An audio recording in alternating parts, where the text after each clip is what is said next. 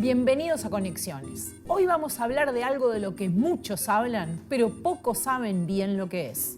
Hoy vamos a tratar de entender qué es la nube.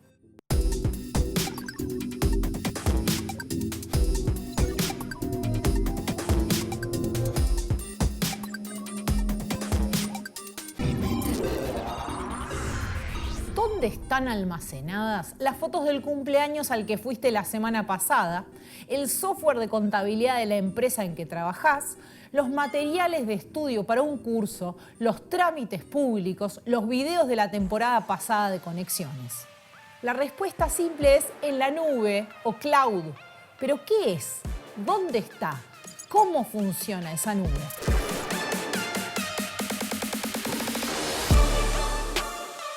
La nube no es algo etéreo, ¿no? La nube al final pues, es un conjunto de servidores y de discos, de almacenamiento, de plataformas de seguridad.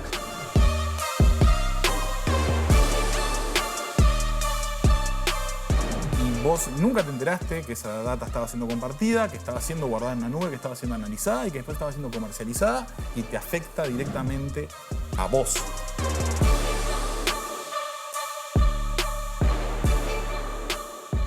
Empecemos con algo fácil, la redacción de un texto.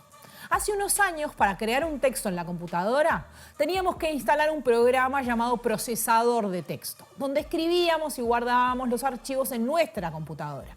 Si queríamos compartirlos o estábamos trabajando en equipo, los teníamos que enviar. Quien abría ese archivo tenía que tener instalado el mismo software y nosotros nos teníamos que sentar a esperar que el archivo viniera de vuelta. Hoy los procesadores de texto funcionan online y varias personas pueden trabajar al mismo tiempo en un archivo que se guarda solo. Todo esto es posible gracias a la famosa nube. Un equipo tiene que escribir y corregir un texto. Un miembro del equipo escribe un texto y manda a sus compañeros el archivo adjunto en un correo electrónico. De esta manera, el archivo se convierte en muchos otros archivos iguales. Cada uno de los compañeros de equipo puede hacer cambios y enviarlos a los demás adjunto en otro correo electrónico. Los archivos se vuelven a multiplicar, pero ahora son diferentes, lo que hace más difícil revisar los cambios. Usando un procesador de textos en la nube, no se multiplican los archivos. Hay un solo archivo que puede ser visto y editado por todos los miembros del equipo en cualquier momento. Ahora vamos a complicarla un poquito más. Imaginemos una empresa muy grande, que tiene bases de datos de miles de clientes, proveedores, productos y empleados. Necesita acceso en tiempo real desde distintas computadoras a distintos paquetes de software. Y necesita que esos datos estén seguros y siempre accesibles. Antes, para hacer eso, había que instalar grandes sistemas de computación en sus oficinas, llamadas servidor local o servidor on-premise. Ahora eso se puede hacer también en la nube. En un ambiente de computación local, la organización se hace cargo de toda la infraestructura de sus sistemas informáticos. Tiene que disponer de un lugar físico en el que instalar los servidores y asegurar la conectividad. También tiene que asegurarse de tener conexión eléctrica y un respaldo energético en caso de un corte de corriente. Y tiene que instalar todo el software que se vaya a usar. Además, tiene que tener un equipo técnico dedicado permanentemente al centro de datos, que se encargará del mantenimiento del sistema, la actualización del software y los respaldos de la información. En un ambiente de computación en nube, esas tareas son responsabilidad del proveedor del servicio de nube, que se asegura que la organización tenga acceso permanente a sus servidores y a software actualizado, y se encarga del mantenimiento y respaldo de la información. Estos ejemplos pueden darnos una idea de algunos de los usos de la nube, pero no nos dicen qué es. Eduardo Grampín, docente del Instituto de Computación de la Facultad de Ingeniería de UDELAR, nos lo explica. La nube es todo el cómputo, todo el tipo de servicios que se acceden en forma distribuida típicamente a través de Internet, aunque también podría accederse a través de redes privadas, por ejemplo. O sea, no son recursos que nadie tenga, digamos, para su uso exclusivo, sino que son un montón de servidores de cómputo que están disponibles y que distintas empresas y organizaciones usan a demanda. Hasta hace no tanto tiempo, Internet era un recurso al que accedíamos para cosas concretas, como ver un sitio web, descargar un archivo o enviar un mail. Pero la gran mayoría de lo que hacíamos en nuestras computadoras, lo hacíamos solo en nuestras computadoras. Ahora eso cambió radicalmente y cada vez más usamos servicios de la nube. El director de Montevideo.com, Víctor Villar, nos cuenta algunos de esos usos. Están los clásicos, que siguen siendo clásicos, que es todo lo que es la mensajería y la colaboración. O sea, estamos hablando del email, el compartir archivos, etc. Eso es clásico, viene desde los inicios de la nube.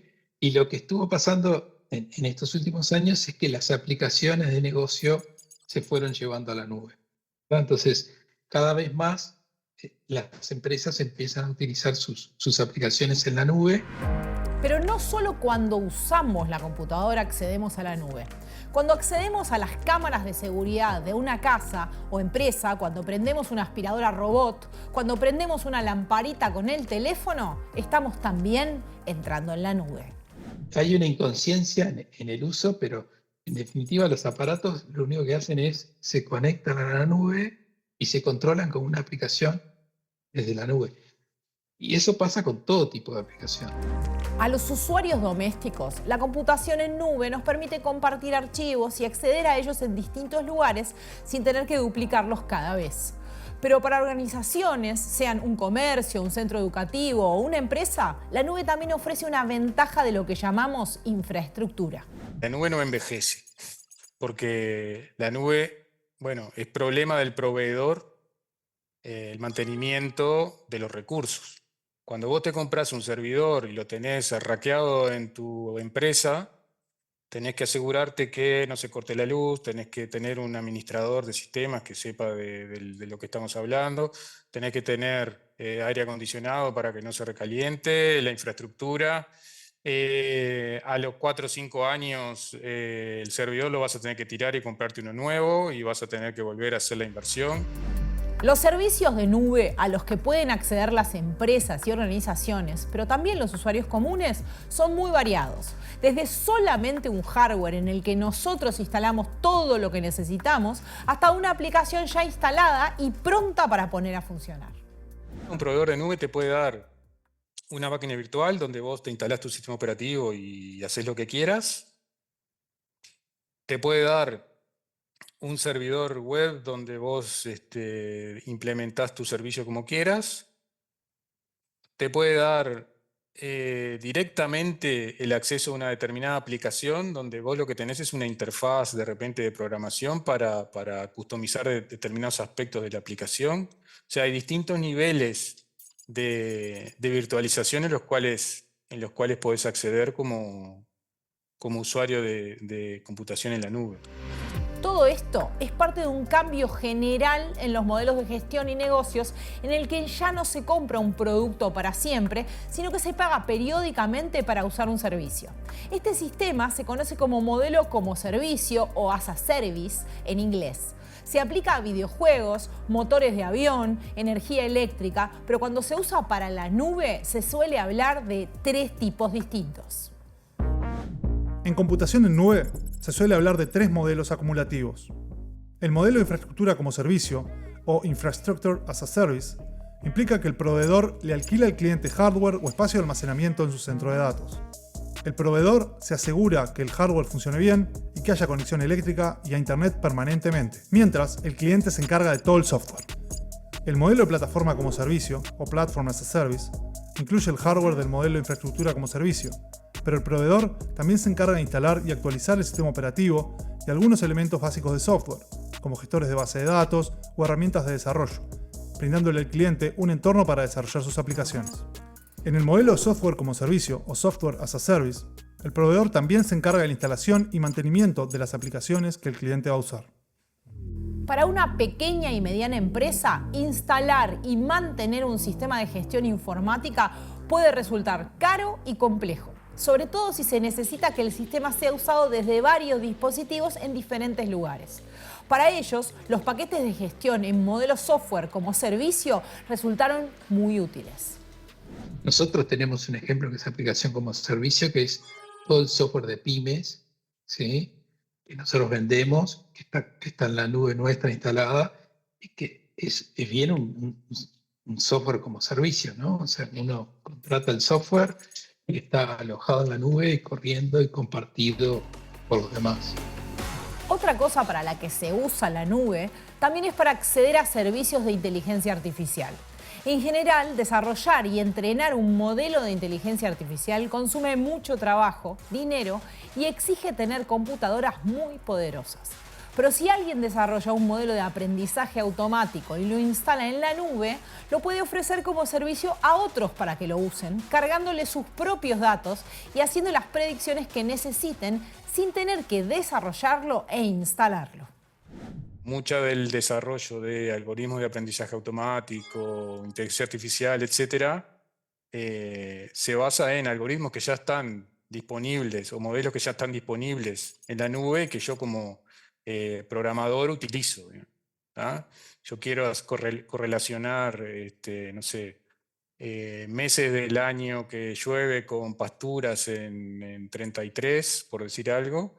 Y si tengo los datos accesibles, puedo usar determinado algoritmo de Machine Learning en un proveedor de nube sin tener que preocuparme de desarrollar demasiado, sino simplemente la interfaz de acceso a los datos, por ejemplo. Antes de empezar a hablar de computación, para nosotros las nubes eran esa agua tan liviana que pesa menos que el aire y que flota en el cielo. Entonces, al hablar de computación en la nube, tendemos a pensar lo mismo. Sin embargo, esta nube es de todo menos liviana. La nube no es algo etéreo, ¿no? La nube al final pues, es un conjunto de servidores y de discos, de almacenamiento, de plataformas de seguridad repartidas por data centers, pero que al final son equipos físicos. La nube está compuesta por aparatos pesados, conectados entre sí por muchos cables, ubicados casi siempre en grandes espacios llamados centros de datos, que no solo no están en el cielo, sino que están en la tierra, incluso a veces a nivel subterráneo. Eduardo Grampín nos cuenta cómo son. Un centro de datos, básicamente, o data center, es un galpón gigante donde hay buenos sistemas de refrigeración, y en los cuales se instalan cientos de racks, ¿sí? Como heladeras donde uno monta servidores. Normalmente uno tiene un rack con 15 o 20 servidores, eso lo multiplicamos por cientos y nos da miles o cientos de miles de servidores. En Uruguay, uno de los centros de datos más importantes es el de la empresa estatal Antel. El datacenter fue inaugurado en 2016, está ubicado en el Parque Industrial de Pando y es uno de los más importantes de la región. Así se inauguraba hace 7 años. Este datacenter internacional será el centro neurálgico de almacenamiento y disponibilidad de aplicaciones en la nube del Uruguay y de la región, para empresas, personas y hogares, con la última tecnología disponible en la mejor calidad. Un data center hoy, en el mundo de la revolución de Internet, es la clave para el desarrollo de las aplicaciones sobre la red.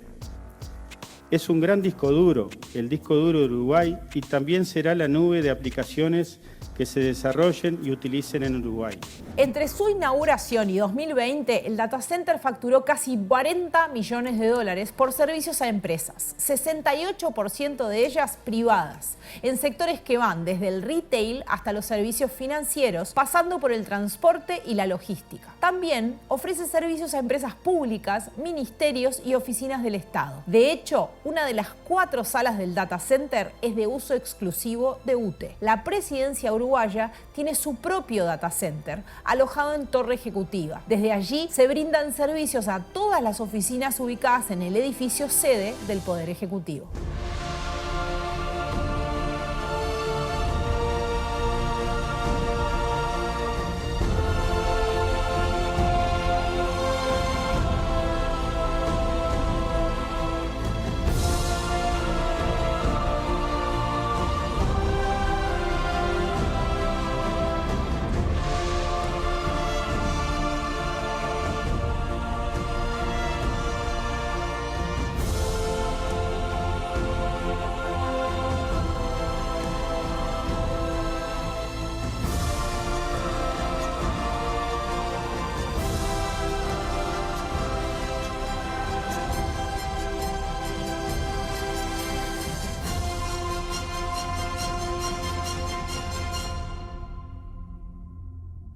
En la temporada pasada de Conexiones hablamos de la importancia de los cables submarinos y las redes inalámbricas de conexión a Internet, que son fundamentales para la nube tal y como la conocemos. Los centros de datos son una parte central porque es ahí donde está almacenada la información. Pero esto no serviría de mucho si nuestra conectividad fuera mala. Que todo el mundo tenga conectividad en el celular, en un notebook, en un PC, ¿sí? Hizo posible tener servicios que estén conectados en línea. Antes teníamos solo los sitios web y el correo. Cuando la conectividad era mala, entonces las aplicaciones se instalaban localmente en los PCs y corrían locales. Con una buena conectividad es más fácil mantener el software en la nube. En el próximo bloque de Conexiones vamos a hablar de cómo Google va a instalar un data center en Uruguay. ¿Dónde está el primer centro de datos de Google en Sudamérica? Bariloche, Argentina. San Pablo, Brasil. Quilicura, Chile.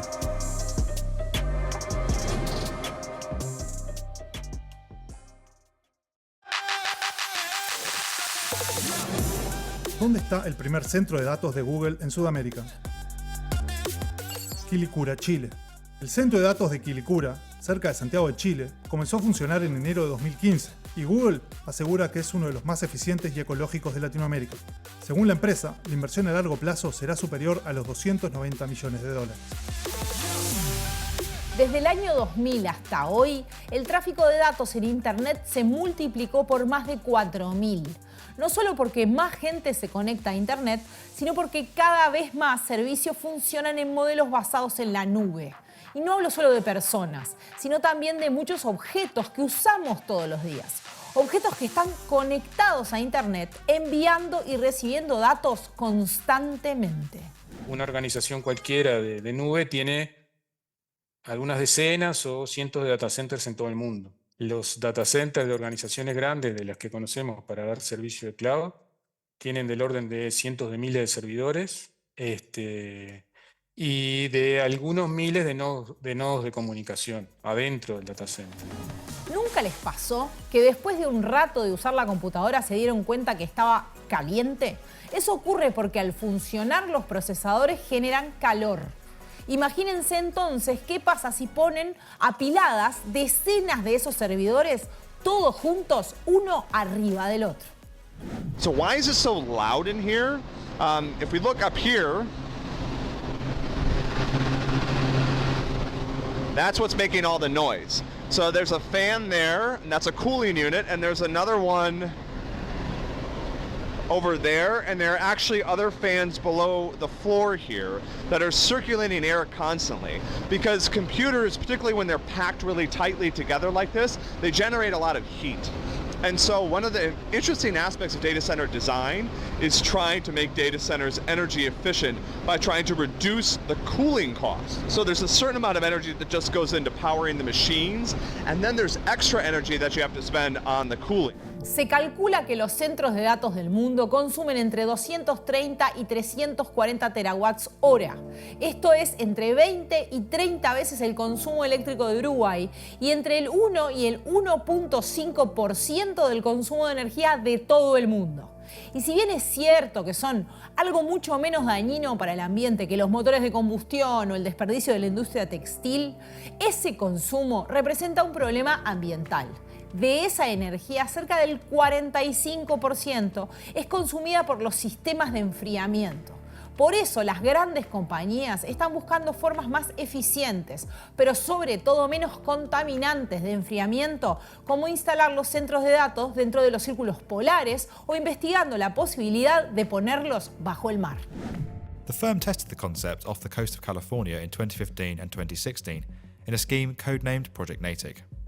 They placed a server and cooling system within a watertight steel shell that was then positioned on the sea floor and connected back to land via a cable. Heat exchangers on the shell's exterior used the surrounding cold ocean water to cool the server and maintain an optimum operating temperature. With an initial trial complete, Microsoft are working to develop their concept into a practical solution that can be delivered at scale. Whilst the prototype capsule can be submerged for 5 years, the team are targeting a 20-year deployment. They are also investigating tidal power as a more sustainable means of generating electricity, as the land-based power grid was used during the trials. En 2019, Google y el gobierno uruguayo anunciaron que habían llegado a un acuerdo para instalar un centro de datos en Uruguay, el segundo de esa empresa en Sudamérica. Fue justamente el uso de energía y el mecanismo de enfriamiento lo que generó preocupación a parte de la sociedad civil, sobre todo porque el proyecto demandaba un consumo de más de 7 millones de litros de agua al día. La empresa estaba proponiendo o está proponiendo usar agua potable que le va a comprar a OCE. Entonces ahí surge la preocupación de qué va a pasar con el agua. En Chile lo que pasó es que iban a usar el agua de un acuífero que ya estaba de alguna manera amenazado, entonces el Poder Judicial obligó a la empresa a cambiar el sistema y eso frenó el proyecto. Después, por otro lado, está el problema de la energía, porque consumen mucha energía y esa energía, bueno, empieza toda la discusión si es energía limpia o no, o sea, de fuentes renovables o no renovables. Y bueno, en el caso de Uruguay, el tema que tenemos es que si bien el 76% de la matriz productiva de energía es renovable, de hidroeléctricas, eólicas, fotovoltaicas, biomasa, gran parte de ella depende de las condiciones climáticas. Luego de pedidos de acceso a la información pública que tuvieron que hacerse porque el Ministerio de Medio Ambiente había negado la información sobre cómo funcionaría esta parte del proyecto, Google aseguró que el enfriamiento funcionará con un sistema por circuito cerrado, es decir, sin usar agua de OCE como era el plan original. De todos modos, la iniciativa sigue teniendo varias externalidades ambientales. El proyecto actual disminuye a 1/3 la capacidad original del data center y propone otra tecnología para el sistema de enfriamiento. Empleará 32 chillers, refrigeradores, enfriados por aire, con circuito cerrado de agua. Prevé establecer además una subestación de UTE. En funcionamiento, el data center generará residuos sólidos, aguas residuales, emisiones sonoras. El informe detalla el tratamiento que se hará para cada caso. El proyecto original mencionaba torres de enfriamiento de circuito abierto con reposición de agua de OCE. Bueno, para seguir hablando de nubes, estamos con Daniel Carranza, que es consultor y cofundador de Data Uruguay. ¿Cómo estás? Muy bien, muchas gracias por la invitación. Bueno, primera pregunta, ¿dirías que la nube siempre fue la misma o que ha cambiado a lo largo del tiempo? Ha cambiado la definición de lo que es la nube, que para empezar siempre es medio mentira, ¿no? El nombre nube, no están las nubes. Pero suena re lindo. Suena bien y lo pone en un lugar así medio nebuloso, ¿no? Intencionalmente reiterativo, que lo que hace justamente es no permitirte ver qué es lo que pasa detrás. No necesariamente como un engaño, sino justamente para sacarle esa fisicalidad. Y eso es lo que le permite cambiar. Eso es lo que permite que quizás antes hablábamos de nube como un data center y después pasó a ser una red de data center y después pasó a ser la deslocalización en distintos países y también las metodologías que sostienen esos data centers. Una de las cosas más importantes cuando se habla de nube también es la virtualización, por ejemplo, donde ya las computadoras donde se alojan las cosas ni siquiera son computadoras reales, sino que son computadoras virtuales que viven adentro de otras computadoras. Entonces sí, cambia todo el tiempo. ¿Y cuáles son las ventajas? ¿Por qué fuimos evolucionando hacia esa manera de hacer las cosas? Lo central es, bueno, justamente ese concepto de deslocalización, pero no desde un punto de vista empresarial de sacar las cosas de un lugar a otro más barato, sino de dejar de depender del espacio físico. Y eso es un concepto, la verdad, bastante importante. Más allá de que a uno le puede gustar más o menos la nube, lo que te permite es cambiar la forma en que operás, donde dependés de un aparato físico, pensando en una persona, su computadora, donde tenías tus documentos o lo que sea, y se te rompía y perdías todo y qué sé yo, a poder trabajar desde cualquier lugar, conectar desde cualquier computadora. No sé si a alguien le ha pasado últimamente que capaz que te roban la computadora o rompes la computadora y poder reenganchar con el laburo mucho más fácil de lo que era antes si usás herramientas en la nube. Exacto. Entonces eso cambia un poco el paradigma de cómo pensás en la información. La información deja de ser algo que está almacenado en un lugar y la información pasa a estar, vos no sabés bien dónde, pero respaldada, duplicada incluso y protegida de esa manera. Trae otra serie de inconvenientes y problemas, pero te permite dejar de depender del espacio físico y de los aparatos físicos individuales. ¿Y cuánto hay de riesgo en que eso, digamos, cuán robusto es eso? ¿Cuántas son las chances de que un día eso se caiga, desaparezca? Más que chances pasa, ¿no? O sea, esto ha pasado desde cuando las personas se dan cuenta, por ejemplo, cuando se cae una red social que opera de alguna manera como una nube. Pasa que se caen los proveedores de nube, Amazon Web Services en particular, es uno que cada vez que se caiga en alguna parte del mundo afecta prácticamente a todo el planeta, porque siempre hay algún servicio importante en el mundo que está afectado por eso, y otros que ni siquiera conocemos los nombres, Akamai o cosas por el estilo, que también cuando se caen afectan mucho. Las chances de que pase son altas, el nivel de resguardo también es alto. A mí me preocupa mucho más el problema desde el punto de vista de lo político, de la soberanía y ese tipo de cosas. En lo técnico se pueden encontrar soluciones y la verdad que un ataque, por ejemplo, que quiera hacer caer la información realmente tendría que ser bastante sofisticado para que esa información desaparezca del todo. Ahora, te cambian una ley y te borran todo tu contenido. Porque es mío y iba a esa pregunta ahora. ¿Cuánto de eso es mío, de verdad mío? ¿Cuánto controlo yo eso que no sé ni dónde está? Y que de hecho en un momento puedo haber estado en un lugar y en un año puede estar en otro. Sí, o unos bits están por acá y otros están en otro. En realidad tendiendo a poco. Por supuesto que depende de cada contrato, de cada término y condición que uno acepta al usar ese tipo de servicios. Y por lo general tenés mejores expectativas cuando pagás por un servicio que cuando lo usás gratis. Pero en líneas generales no estamos demasiado protegidos. Primero porque esos contratos están armados específicamente para protegerse de ese tipo de situaciones desde los proveedores de nube. Entonces, si lo perdés, más o menos es tu problema. Pero además porque tienen que responder a otras legislaciones que sí les preocupan mucho más que lo que vos te puedas enojar porque perdiste tus datos, ¿no? Entonces, si la Unión Europea establece que ellos tienen que hacer o dejar de hacer tal cosa, eso va a pasar, no importa lo que vos opines. O si vos estás en un país que no permite alojar determinado tipo de cosa, eso también va a ser un obstáculo. Entonces, al fin y al cabo, el control que tenés es poco. Si vamos a la realidad, cómo te afecta eso en el promedio diario, es relativamente bajo y por eso la mayoría de las personas optan por usar la nube. Pero no deja de ser un riesgo y de hecho por eso los estados, por ejemplo, tienen una serie de políticas, Uruguay no es la excepción, que las marca GESIC, donde se autoriza o no para el uso público determinadas nubes que no suelen ser las privadas, sino que son nubes que el propio Estado provee para trabajar. Y en términos de... Porque otro tema también es la privacidad de esos datos. Y cuánto de eso, por ejemplo, yo uso, por poner un ejemplo que muchos pueden identificarse, es uno usa los documentos de Google, ¿no? Y escribe ahí. Bueno. Y en realidad, de hecho, nadie lee los términos y condiciones, pero los términos y condiciones dicen que Google puede tener acceso a eso, que puede peinar lo que hay ahí. Exacto. Y eventualmente tomar alguna clase de acción si entiende que algún contenido está dentro de las cosas que están prohibidas. Es complejo eso porque además tiene como distintas capas que no todas son a nivel humano. No es una persona que te lee el documento. Hay sistemas. Entonces, la clásica, ¿no? Me leen los mails y me ponen publicidad, hablé con no sé quién de no sé cuánto, me escucha el teléfono y ese tipo de cosas. Por lo general es menos complicado. Hay sistemas que leen los textos. Google te va a decir que no afecta a tu privacidad porque es un sistema leyéndolo y no hay ninguna persona que se entere o que no guarda o lo que sea. Busca palabras clave y te muestra cosas. Ahora, si quisieran tener acceso, también lo pueden tener. Todo el escándalo de Prism en Estados Unidos con Edward Snowden y la mar en coche, efectivamente mostraba que había un sistema donde si querían tener acceso específico a un documento tuyo, podían. Y después también hay cosas que incluso con buena intención se meten muy en lo profundo de qué información tenés, como el sistema que al final, supuestamente al menos no se implementó, pero que proponía Apple con las fotos almacenadas en iCloud, que es donde se almacenan automáticamente las fotos de los teléfonos iPhone. Que iba a hacer una revisión, de vuelta, no humana, automática, buscando pornografía infantil y en ese caso hacer automáticamente una denuncia, qué sé yo. De hecho, hubo un episodio documentado, no me acuerdo si era una investigación del Washington Post o del New York Times, de una persona que fue acusada de pedofilia. En realidad lo que tenía era una foto que le mandó al médico, al pediatra de su hijo en plena pandemia. Ese es el tipo de problemas que se dan. Y esos sistemas automatizados...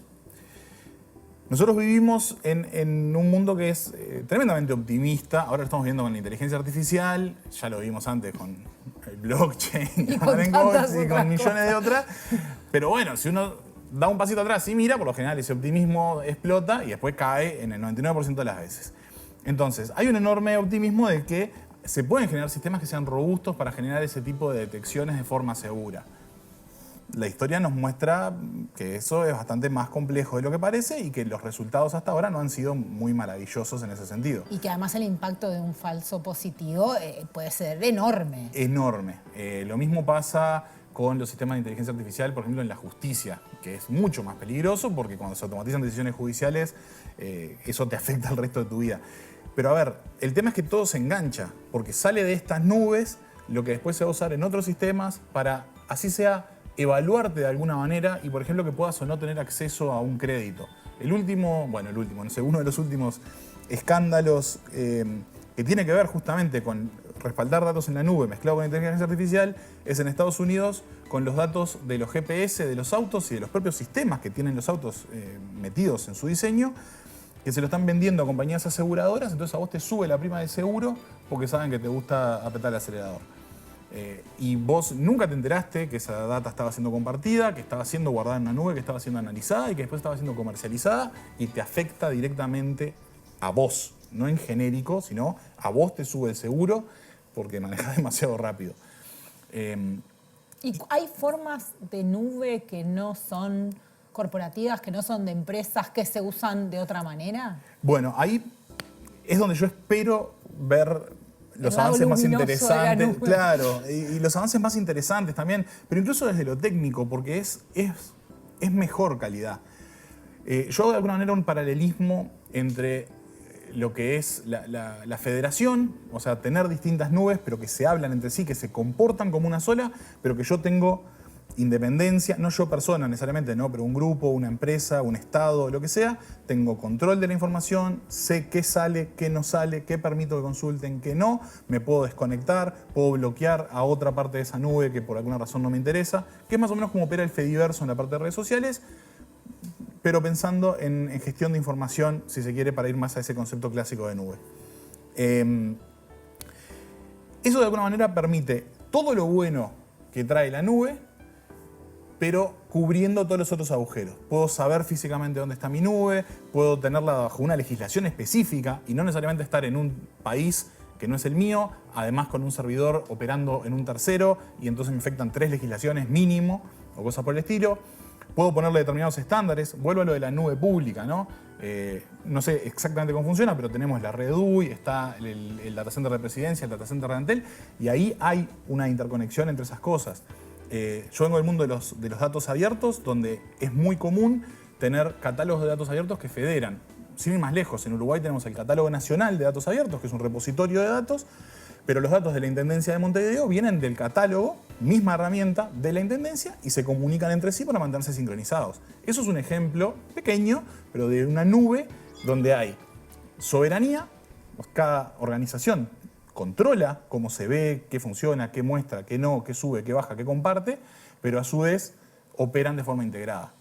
Espero que algún día podamos tener algo similar a lo que es Google Docs, pero donde yo pueda tener mi servidor de Google Docs, vos podés tener el tuyo, se comunican entre sí, podemos colaborar, como por ejemplo ya lo hacemos con la parte de chats, en lo que es el protocolo Matrix, que lo más popular es Element, es una herramienta como Slack, pero donde cada uno puede tener su servidor, igual puedo hablar con un servidor que está en Paraguay, en China o donde sea.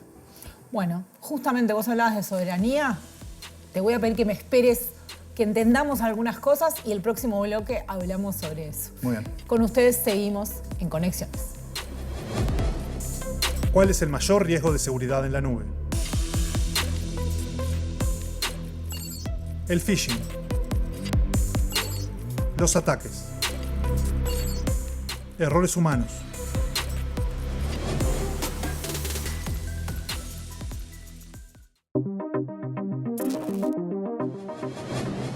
¿Cuál es el mayor riesgo de seguridad en la nube? El phishing. Una de las razones por las cuales la tecnología en nube se ha vuelto tan popular es porque puede ser una solución de almacenamiento de datos muy segura cuando es implementada correctamente.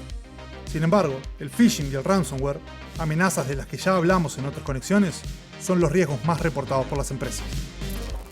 Ahora que ya sabemos que esta nube no es una cosa liviana que flota en el cielo, podemos analizar dónde están y tratar de ver si eso plantea algunas interrogantes. Data Center Map es un sitio web que tiene listados de más de 5.000 de los cerca de 8.000 que existen en todo el mundo. No son todos los servidores que existen, pero nos da una buena idea de la distribución global. Vamos a mirarlo. Por empezar, lo que vemos es esto que yo les decía, ¿no? La concentración en los países del hemisferio norte, ¿sí? donde vemos que hay muchísima más cantidad sobre el hemisferio norte que la que hay en el hemisferio sur, donde están distribuidos de forma más atomizada. En Estados Unidos solamente hay 2.270 data centers. En Canadá hay 228, ya ahí vemos un salto. Y en Europa vemos que hay una distribución también muy grande de esos servidores. Vemos que en Brasil, por ejemplo, en Sudamérica, el país que tiene mayor cantidad de servidores es Brasil, con 130, y nos llama la atención, o nos podría llamar la atención, que en Chile hay 30. De hecho, el otro data center de Google, que se instaló primero, el primero de Sudamérica, está ubicado en Chile. En África, como vemos, es muy baja la concentración. Hay países que directamente no figuran con ninguno, ¿sí? Y vemos que algunos tienen uno solo. Lo mismo en algunos países de Asia, algunos tienen 187, 93 y algunos tienen uno solo, por ejemplo, ¿sí? Y después lo otro que vemos, hay esto que hablábamos de los países que tienen lugares, zonas frías, ¿no? Vemos que, por ejemplo, hay zonas frías cerca del polo donde hay ubicados varios data centers. Esto tiene que ver con esto que yo les explicaba, ¿sí? Y después vemos, por ejemplo, en Oceanía que también hay una alta concentración de estos servidores. Es probable que en Rusia y China haya mucho más servidores que los que se ven en este mapa, porque probablemente tengamos muy pocos datos sobre cuántos efectivamente servidores hay, y algunos de estos que yo les decía que no figuran en este mapa sean exactamente los que están ubicados en esas zonas. Como vimos, Estados Unidos tiene poco menos de la mitad de los centros de datos del mundo, y otra parte importante está en los países más poderosos de Europa. Pero hay otro aspecto a tener en cuenta, y es que incluso muchos de los centros de datos que están en otros países son propiedad de unas pocas empresas estadounidenses. ¿Se acuerdan que el año pasado en Otro Conexiones hablamos de la importancia de los cables submarinos? Sorpresa, muchas de las empresas que ahí nombramos son las mismas que aparecen entre estas nubes. En los últimos 10 años, la inversión en cables submarinos de fibra óptica no la hacen más los proveedores de Internet, sino que la hacen directamente los proveedores de contenido, los proveedores de cloud computing. Se ha dado ahí un oligopolio grande, digamos, de los proveedores de nube, que bueno, tiene esas características. Muchos de ustedes pueden no saber esto, pero el principal negocio de una empresa como Amazon no es vender productos, sino espacio en su nube. Esa empresa, propiedad de Jeff Bezos, el hombre más rico del mundo, es la dueña de 33% de los centros de datos. La siguen Microsoft con 20%, Google con 10% y un grupo de 10 empresas que concentran el 22%. Esta concentración es tal que ha generado preocupación, por ejemplo, en la Unión Europea. Parece que no tiene mucho sentido pues que, por ejemplo, datos de la administración pública, datos que sean estratégicos para el país, incluso de seguridad nacional, pues estén en manos de un jugador extranjero que está sujeto a las leyes de un país tercero, ¿no? Que fuera de la Unión Europea. Por esto, las empresas y gobiernos europeos lanzaron Gaia-X, una iniciativa en la que los sectores público, privado y académico trabajan para desarrollar una infraestructura informacional que opera bajo jurisprudencia europea.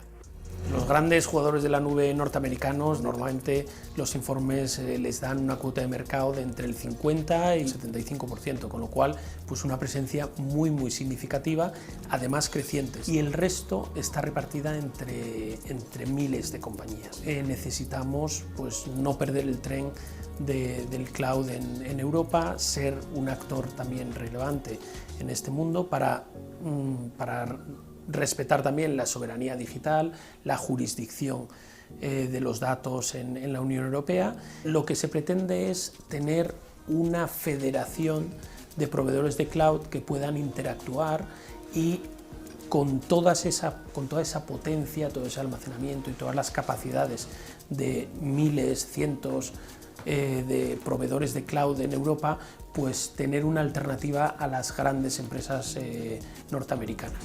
En Uruguay también existe preocupación sobre este tema y por eso hay regulaciones que exigen que alguna información sensible tenga que estar alojada en servidores en Uruguay. A nivel financiero hay regulaciones del Banco Central que obliga a las empresas del sector financiero a que los datos no salgan del país. A nivel, por ejemplo, del gobierno central en Uruguay hay un decreto que también obliga a los entes gubernamentales a tener los datos dentro del Uruguay. La nube funciona mayormente con una infraestructura privada, pero es tan importante a nivel global que las grandes corporaciones entran en conflicto con los estados. Y no hablamos de países pequeños, sino de grandes países como China, que entre 2008 y 2010 tuvo un conflicto muy agitado con Google que terminó con el retiro de Google de China. Google has said it will stop censoring its internet search results in China and may pull out of the country altogether. The announcement was a rare display of defiance in a system where foreign companies have long accepted intrusive controls to gain access to a massive and growing market. The change of heart, first announced Tuesday, heralds a major shift for the Internet's global search leader, which has repeatedly said it would obey Chinese laws requiring access to sensitive issues be blocked. International criticism had begun to sway Google's co-founder, but the tipping point apparently came when the company recently uncovered hacking attacks launched from within China. El investigador estadounidense Benjamin Bratton observa cómo estas corporaciones de nube han tomado funciones históricamente ejercidas por los estados y plantea que el poder que han adquirido es tan grande que desafía las jurisprudencias y jurisdicciones de los estados-nación y las concepciones de soberanía de la modernidad. So what we're looking at with this is both the way in which states become cloud platforms and cloud platforms become states or take on the role of those essential forms of governmentality in and of themselves. So things like the Google-China conflict, where you have one logic of sovereignty and another logic here, are sort of superimposed upon each other, unresolved. These are the key issues. And one of the things that they imply is that the traditional Westphalian logics of jurisdictionality, of subdivided loops on a two-dimensional plane next to each other, can't describe the situation. We need to think in terms of more polydimensional geometries of geography, by which the sovereign claims over a person or a site or a state may be claimed by multiple things existing in layers that are not commensurate.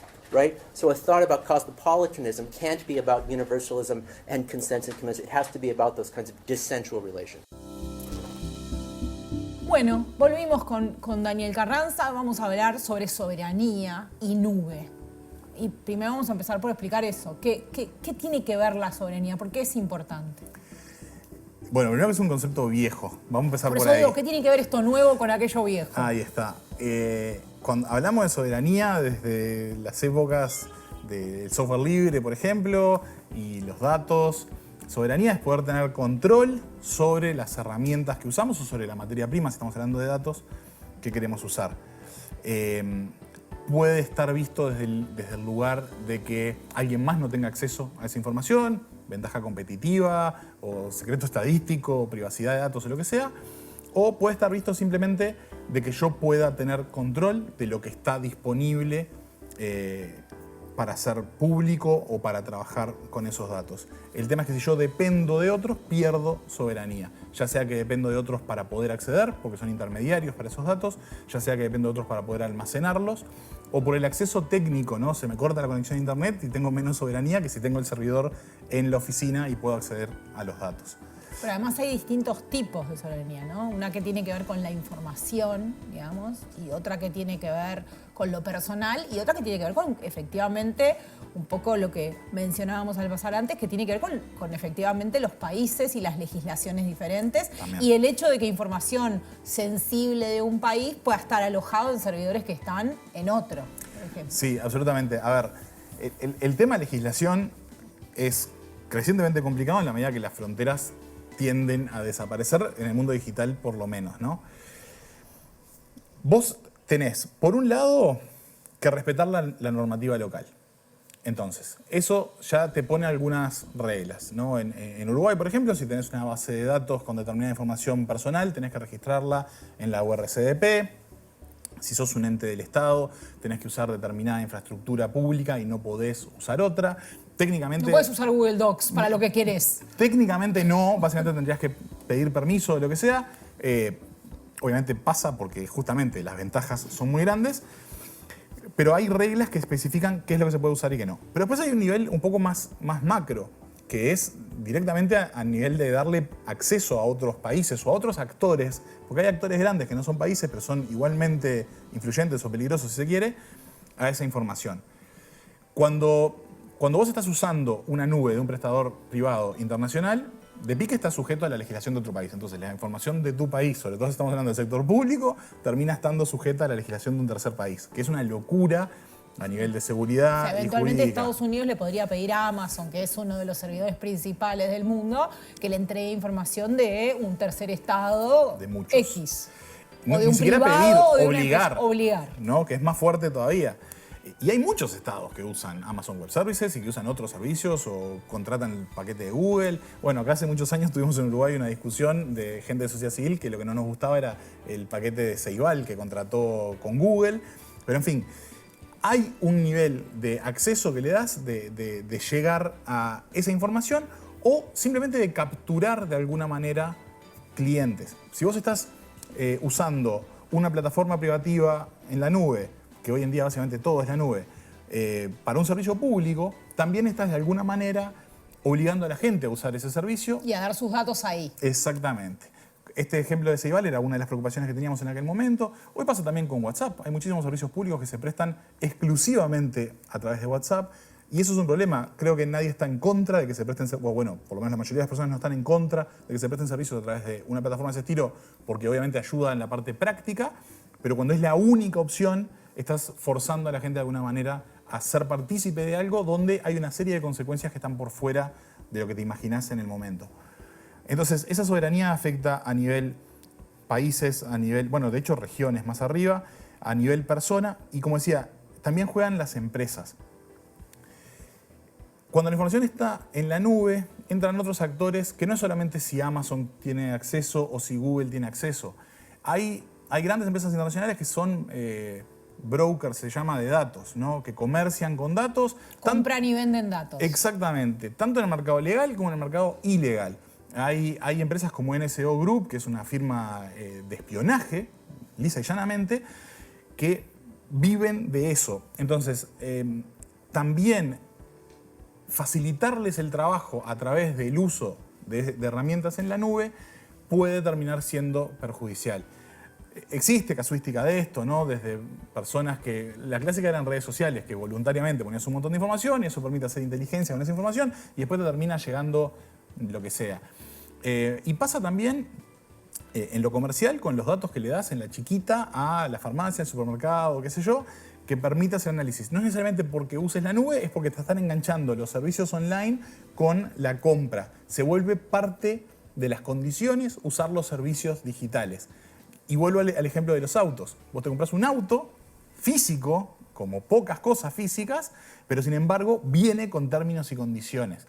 Te compras un horno microondas y viene con una app y tenés que firmar términos y condiciones. La aspiradora.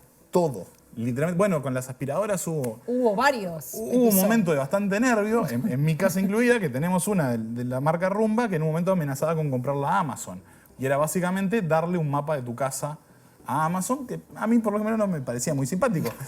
Sobre todo post compra, ¿me explico? Sí, pasó con los televisores Samsung en un momento también. Sí. Bueno, hubo ahora una particularmente reciente de vicio donde si no aceptabas los términos y condiciones, tu televisor dejaba de funcionar. Entonces vos habías pagado $1000 y pico por un televisor, en Estados Unidos una marca que acá no se vende, y si no les aceptabas que iban a hacer todo un montón de cosas nuevas con tus datos, te quedabas sin tele. Tenías que mandar una carta física a una dirección para que te dejaran usarlo si no querías. Una nube pesada, una nube que no flota, una nube que es útil y cada vez más importante para todo lo que hacemos. Una nube que está, como tantas otras cosas, concentrada en pocos países y en pocas manos privadas. Una nube sobre la que tenemos que intentar saber cada día más.